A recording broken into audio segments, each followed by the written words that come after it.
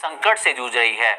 एक तरफ सरकार ने अब एजीआर बकाये पर किसी भी तरह की मदद से इनकार कर दिया है, तो वहीं दूसरी तरफ 19 मई को सुप्रीम कोर्ट ने भी एजीआर बकाये में राहत से जुड़ी वोडाफोन आइडिया की याचिका को खारिज कर दिया था। इसके बाद से कंपनी के शेयरों में भारी गिरावट जारी है।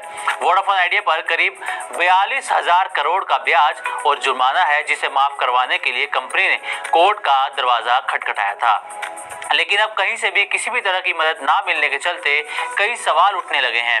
सवाल यह है कि क्या अब वोडाफोन आइडिया बंद हो जाएगी, जैसा कि खुद कंपनी के सीईओ अक्षय मुंद्रा ने भी कहा है। क्या सरकार वीआई को बचाने के लिए इसमें और हिस्सेदारी खरीदेगी?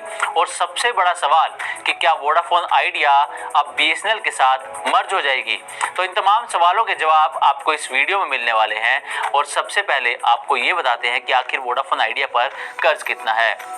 तो कुल 83,400 करोड़ रुपए की एजीआर बकाया है, जिसमें 12,797 करोड़ मूल बकाया है, 28,294 करोड़ का ब्याज है, 6,012 करोड़ कंपनी पर जुर्माना है और 11,151 करोड़ का जुर्माने पर लगा हुआ ब्याज है। इसके अलावा भी और राशि है जो कंपनी पर बकाया है। तो ये कुल कर्ज था 83,400 करोड़ का, जो वोडाफोन आइडिया पर बकाया है।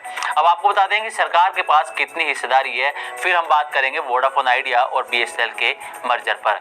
तो वोडाफोन आइडिया ने स्पेक्ट्रम बकाया को इक्विटी में बदलकर सरकार को हिस्सेदारी दी थी और ये हिस्सेदारी जो है वो अप्रैल 2025 की शुरुआत में दी गई थी। फिलहाल सरकार के पास कंपनी में करीब 49% की हिस्सेदारी है, जो 36,950 करोड़ रुपए के बकाये के बदले सरकार को मिली थी। अभी कंपनी पर सरकार के लाखों करोड़ रुपए बकाये हैं और अगर वोडाफोन आइडिया बंद होती है तो सरकार की एक बड़ी रकम फंस सकती है। तो ये बात थी कि सरकार की वोडाफोन आइडिया में कितनी हिस्सेदारी है। अब बात करते हैं कि क्या वोडाफोन आइडिया बीएसएनएल का मर्जर हो सकता है। तो आपको बता दें कि फिलहाल वोडाफोन आइडिया में सरकार की 49% हिस्सेदारी है और हिस्सेदारी बढ़ाने पर सरकारी कंपनी वोडाफोन आइडिया बन जाएगी। अगर सरकार के पास वोडाफोन आइडिया की 51% या इससे ज्यादा हिस्सेदारी होती है तो ये वोडाफोन आइडिया सरकारी कंपनी बन जाएगी। और सरकार पहले से ही टेलीकॉम कंपनी बीएसएनएल और एमटीएनएल को भी चला रही है। इस हिसाब से अगर सरकार वोडाफोन आइडिया में हिस्सेदारी बढ़ाती है तो सरकार के पास 2 से 3 सरकारी कंपनियां हो जाएंगी। इस स्थिति में वीआई बीएसएनएल का मर्जर सरकार करने का विचार कर सकती है और इससे बीएसएनएल का जो कस्टमर बेस है वो भी बढ़ जाएगा।